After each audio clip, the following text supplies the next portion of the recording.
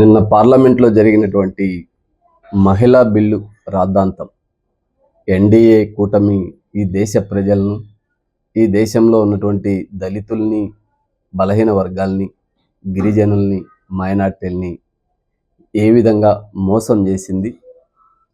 చివరకు అత్యంత పవిత్రమైనటువంటి పార్లమెంటును కూడా తప్పుదోవ పట్టించేటువంటి కుట్రకు భారతీయ జనతా పార్టీకి మద్దతిస్తున్నటువంటి ఆంధ్రప్రదేశ్ నుంచి ముఖ్యంగా చంద్రబాబు నాయుడు గారు, పవన్ కళ్యాణ్ ఇంకా అడగకుండానే తన మీద ఉన్నటువంటి సిబిఐ, ఈడీ కేసుల నుంచి తప్పించుకునే ప్రయత్నంలో భాగంగా జగన్మోహన్ రెడ్డి గారు మహిళా బిల్లు పేరుతో, అంటే ఒకవైపు సాక్షి పత్రికలో విపులంగా కథనాలు రాస్తూ, మరొక వైపు మహిళా బిల్లుకి ఇండియా కూటమి లేదా బహుజనవాదాన్ని దళితులకు, బలహీన వర్గాలకు, గిరిజనులకు, మైనార్టీలకు పార్లమెంటులో స్థానం ఇవ్వరా అని ప్రశ్నించినటువంటి రాహుల్ గాంధీని, అఖిలేష్ గారిని, స్టాలిన్, మమతా బెనర్జీ,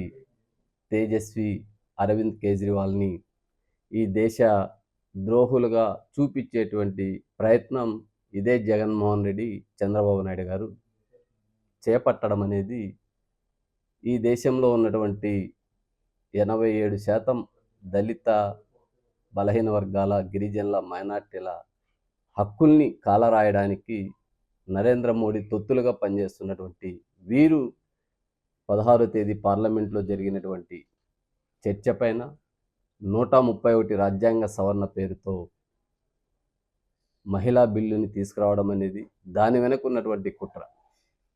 ముఖ్యంగా ఈరోజు దక్షిణాది రాష్ట్రాల పరిరక్షకుడుగా దళిత, గిరిజన, బలహీన వర్గాల, మైనార్టీల రాజకీయ హక్కుల కోసం గలవిప్పినటువంటి చరిత్ర పార్లమెంట్లో రాహుల్ గాంధీ అయితే, వాటన్నిటినీ కూడా ఈరోజు ఒక తాటి మీదకి తీసుకొచ్చినటువంటి స్టాలిన్ గారు ద్రవిడ ఉద్యమ నుంచి వచ్చినటువంటి రాజకీయ ఆనిముత్యంగా భావించాల్సినటువంటి అవసరం ఈ దేశంలో ఉన్నటువంటి దళిత, గిరిజన, బలహీన వర్గాలకు, మైనార్టీలకి ఉంది అని ఈరోజు రిజర్వేషన్ల పరిరక్షణ సమితి నిన్న పార్లమెంట్లో జరిగినటువంటి ఒక చారిత్రక ఘట్టాన్ని ఆంధ్రప్రదేశ్ ప్రజలు లేదా తెలుగు రాష్ట్రాల్లో ఉన్నటువంటి ఈ ప్రాంతీయ పార్టీల ముసుగులో ఆడుతున్నటువంటి ఆట.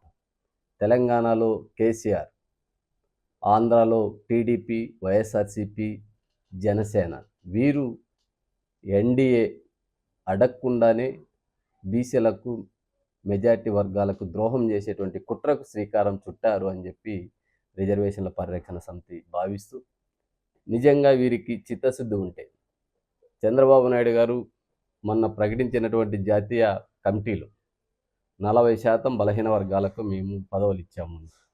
అయ్యా చంద్రబాబు నాయుడు గారు, మీకు సిగ్గుంటే, మీరు నిజాయితీ పరులైతే, మీరు 1995 నుంచి 2026 వరకు బలహీన వర్గాల్ని ద్రోహం చేస్తున్నటువంటి వ్యక్తిగా చరిత్రలో మిగిలిపోతారు అని చెప్పి నేను భావిస్తాను.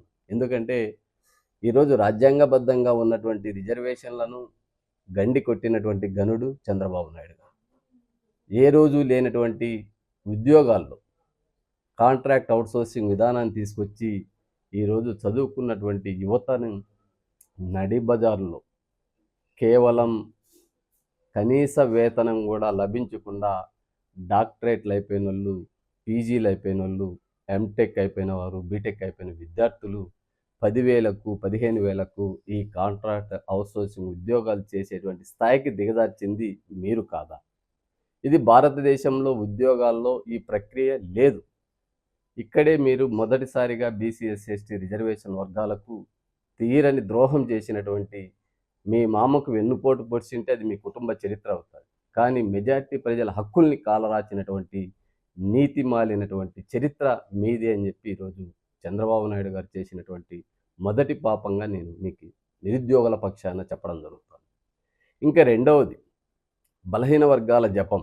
మీకు నిజంగా చిత్తశుద్ధి ఉంటే ఎన్టీ రామారావు గారు పార్టీ పెట్టిన తర్వాత బలహీన వర్గాలకు 80% నాయకత్వాన్ని అందిస్తే మొదటి అసెంబ్లీలో సమావేశాల్లోనే ప్రజల మనిషిగా కీర్తి గడించినటువంటి రామారావు గారు బీసీలకు చట్టసభల్లోనూ విద్యా ఉద్యోగాల్లోనూ స్థానిక సంస్థల్లోనూ 43.3% రిజర్వేషన్లు కావాలా అని చెప్పి చట్టం చేస్తే వాటిని చంద్రబాబు నాయుడు ఈరోజు దగ్గుపాటి వెంకటేశ్వరరావు ఇద్దరు అల్లుళ్ళుగా ఆడ చేరుకొని తోడేళ్ల గుంపుకి నాయకత్వం ఇచ్చు ఆ రోజు ఆ జీవోని కొట్టివేయడానికి బలహీన వర్గాలకు రిజర్వేషన్ లేకుండా చట్టసభల్లోనూ స్థానిక సంస్థల్లోనూ విద్యా ఉద్యోగాలను చేసినటువంటి నీచులు మీరు కాదా అని చెప్పి ఈరోజు రిజర్వేషన్ల పరిరక్షణ సమితి రామారావు గారి పంచలు చేరినటువంటి అల్లుళ్ళిద్దరినీ కూడా సూటిగా ప్రశ్నిస్తూ ఉంది. మీరు ఈరోజు 44% పదవులు ఇచ్చాటే మిమ్మల్ని మోయడానికా, మీ పాడి మోయడానికా బీసీలు ఉండేది? ఈరోజు మమ్మల్ని అన్ని విధాల దాదాపు 20-25 సంవత్సరాలుగా రాజకీయాల్లో సమాధి చేసి ఒకవైపు ఏమో 2014 అసెంబ్లీలో బీసీలకు చట్టసభల్లో రిజర్వేషన్లను తీర్మానం చేశారు. ఆ తీర్మానం కాపీ ఏమైంది? మళ్ళీ అగైన్ 2024లో మీరు ముఖ్యమంత్రి అయితేనే బీసీలకు రిజర్వేషన్ అని చెప్పారు. మీరు అసెంబ్లీలో తీర్మానం చేసిన కాపీని ఈరోజు పార్లమెంట్లో జరుగుతున్నటువంటి చర్చ దేశవ్యాప్తంగా డీలిమిటేషన్ పేరుతో దొడ్డిదారిన దక్షిణాది రాష్ట్రాలకు తీరని అన్యాయం చేసేటువంటి కుట్రకు నరేంద్ర మోడీ శ్రీకారం చుడితే దాన్ని అడ్డుకోలేని అసమర్థులుగా మీరు ఉంటే, ఇదే చంద్రబాబు నాయుడు గారు అదే డీలిమిటేషన్ బిల్లులో కావచ్చు, మహిళా రిజర్వేషన్ బిల్లులో కావచ్చు, ఎందుకు ఓబీసీల రిజర్వేషన్ పెట్టాలా అని చెప్పి నోరు మెదపలేని దద్దమ్మగా మిగిలిపోయాడు. సమాధానం చెప్పాలి. అదే పార్టీలో నిరంతరం నారా లోకేష్ని చంద్రబాబు నాయుడిని కీర్తిస్తున్నటువంటి బీసీ ప్రజాప్రతినిధులారా, గంగిరెద్దుల మాదిరి తల ఊపద్దండి. మీకు కూడా ఒకటే జన్మ ఉంది. ఒక్కసారి పుట్టినవాడు గిట్టక తప్పదు. మీరు నిరంతరం చంద్రబాబు నాయుడు సామాజిక వర్గానికి ఊడిగం చేస్తారా? మీరు పుట్టినటువంటి జాతికి ద్రోహం చేస్తారా? ఇది ఒక చారిత్రక ఘట్టం జరుగుతున్నటువంటి సందర్భంలో అదే పార్టీ కేంద్ర మంత్రిగా వ్యవహరిస్తున్నటువంటి బీసీల ప్రతినిధిగా చెప్పుకుంటున్నటువంటి దొంగ నాయుడుగా చలామణవుతున్నటువంటి రామ్మోహన్ నాయుడు గారు ఈరోజు పార్లమెంటులో ఎక్కడ పెట్టావు నీ గొంతు? ఎక్కడ తలదించావు నీ తల? ఇక్కడేమో 40% పదవులు ఇచ్చాము అని చెప్పి ఘనంగా చెప్తారు. అదే రామారావు గారు తీసుకొచ్చినటువంటి 43% రిజర్వేషన్లను కోర్టుల ద్వారా కొట్టేపించినటువంటి నారా చంద్రబాబు నాయుడు గారు, దగ్గుపాటి వెంకటేశ్వరరావు గారు, ఈరోజు ఆయన సతీమణి పార్లమెంట్ సభ్యులుగా ఉంది, దగ్గుపాటి వెంకటేశ్వరరావు గారి భార్య. చంద్రబాబు నాయుడు గారు ఈరోజు కేంద్రంలో నరేంద్ర మోడీ ప్రభుత్వం కొనసాగుతుంది అంటే దానికి మూలస్తంభం చంద్రబాబు నాయుడు గారు. ఇలాంటి కీలకమైనటువంటి దశలో పార్టీని, కేంద్రాన్ని నడుపుతున్నటువంటి మద్దతుతో మీరున్నప్పుడు ఎందుకు బీసీల పట్ల మీకు బీసీల రిజర్వేషన్ల పట్ల చిత్తశుద్ధి లేదు అని చెప్పి సూటిగా అడుగుతాం. ఇది మోసం చేయడం కాదా? ఆ పార్టీలో ఎవరైనా బీసీల జపం చేస్తూ బీసీలను వాడుకుంటూ పదవులు పొందినటువంటి దద్దమ్మలారా, మీరు కూడా రండి, సమాధానం చెప్తారు.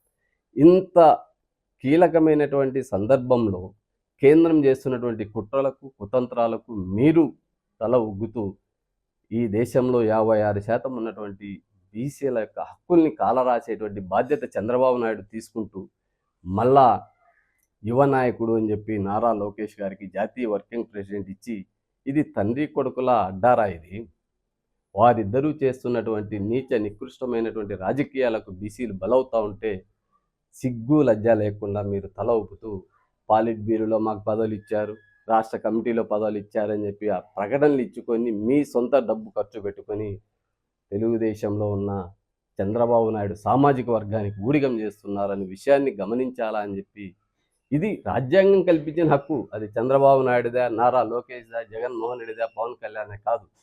ఈరోజు పార్లమెంట్లో ప్రతిదీ జనాభా దామాష ప్రకారం బడ్జెట్ అలిగేషన్ జరుగుతూ ఉన్నాయి, నిధుల అలిగేషన్ జరుగుతూ ఉంది, ఉద్యోగ నియామకాల అలిగేషన్ జరుగుతూ ఉన్నాయి.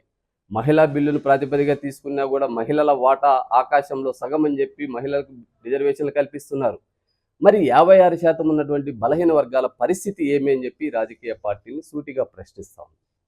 ఈరోజు నరేంద్ర మోడీ నకిలీ బీసీగా చలామణవుతూ 3 సార్లు కేంద్రంలో అధికారంలోకి రావడానికి బీసీ ఓట్లు కీలకమైతే, అలాంటి వ్యక్తి దేశ ప్రధాని పీఠంలో కూర్చున్న వ్యక్తి కూడా మోసం చేస్తూ ఉంటే ఈ దేశానికి, ఈ దేశంలో ఉన్న బీసీలకు, ఈ దేశంలో ఉన్న రాజ్యాంగ వ్యవస్థలకు రక్షణ ఎక్కడా అని చెప్పి రిజర్వేషన్ల పరిరక్షణ సమితి సూటిగా ప్రశ్నిస్తూ ఈరోజు దళితుల ప్రయోజనాల్ని, బలహీన వర్గాల ప్రయోజనాల్ని, గిరిజనుల మైనార్టీల ప్రయోజనాల్ని సూటిగా ప్రశ్నించినటువంటి నేత రాహుల్ గాంధీ గారు.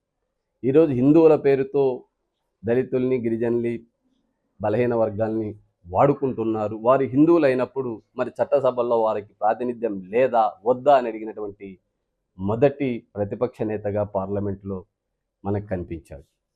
అదే ఈరోజు న్యాయస్థానంలో దళితులకు, బలహీన వర్గాలకు రిజర్వేషన్లు అవసరం లేదా అని సూటిగా ప్రశ్నించినటువంటి ప్రతిపక్ష నేత రాహుల్ గాంధీ గారు. ఈరోజు ప్రైవేట్ కార్పొరేట్ రంగంలో రిజర్వేషన్లు కావాలని, చట్టసభల్లో రిజర్వేషన్లు కావాలని, మహిళా బిల్లులో ఓబీసీ మహిళల వాటా కావాలని చెప్పి గలం విప్పినటువంటి ఇండియా కూటమేమో మహిళలకి మోసం చేసిందని చెప్పి బయట మీరు ప్రచారం చేస్తున్నారు. నిజమైన మోసగాళ్ళు మీరు అని చెప్పి ఈరోజు బహుజన సమాజం, రాజ్యాంగ పరిరక్షకులు భావిస్తూ చంద్రబాబు నాయుడు గారు, నరేంద్ర మోడీ గారు, జగన్మోహన్ రెడ్డి కూడా ఈరోజు అనేక నాటకాలు ఆడుతూ అడగకుండానే మద్దతు ఇచ్చి బీసీలకు, దళితులకు తీరని ద్రోహం చేశారు. ఈ మహిళా బిల్లు పేరుతో, రిజర్వేషన్ల పేరుతో దక్షిణాది రాష్ట్రాలకు జరుగుతున్న అన్యాయానికి కూడా మొగ్గు చూపేటువంటి బాధ్యతని వీరు చేపట్టారు. వీరికి వ్యక్తిగత అజెండా తప్ప ప్రాంతాల అభివృద్ధి కానీ, ప్రజల అభివృద్ధి కానీ, సంక్షేమం కానీ పట్టలేదు అని నిన్న పార్లమెంట్లో 131వ రాజ్యాంగ సవరణ సందర్భంగా జరిగిన ఓటింగ్లో టీడీపీ, వైసీపీ, జనసేన, బీజేపీ కలిసి ఈ తెలుగు ప్రజలకు ద్రోహం చేశాయని చెప్పి నేను భావిస్తూ ఈరోజు ఒక్కటే డిమాండ్ చేస్తున్నాం. నరేంద్ర మోడీ కావచ్చు, రాహుల్ గాంధీ కావచ్చు, లేదా కేంద్ర పార్లమెంట్లో ఉన్నటువంటి అన్ని పార్టీలకు మీకు చిత్తశుద్ధి ఉంటే డీలిమిటేషన్ చేస్తారో మాకు సంబంధం లేదు.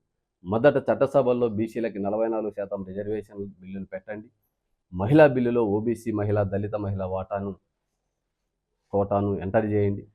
ఆఫ్టర్ దట్ మీరు ఈ బిల్లులకు పార్లమెంట్లో ఏకాభిప్రాయంతో మహిళా బిల్లు పైన, డీలిమిటేషన్ పైన, చట్టసభల్లో బీసీల రిజర్వేషన్ల పైన, మహిళా బిల్లులో ఓబీసీ మహిళా వాటా పైన ఏకాభిప్రాయంతో 131 రాజ్యాంగ సవరణ ద్వారా చేపట్టాలని చెప్పి అన్ని రాజకీయ పార్టీలకు, కేంద్ర ప్రభుత్వానికి రిజర్వేషన్ల పరిరక్షణ సమితి విజ్ఞప్తి చేస్తుంది, డిమాండ్ చేస్తుంది. Thank you.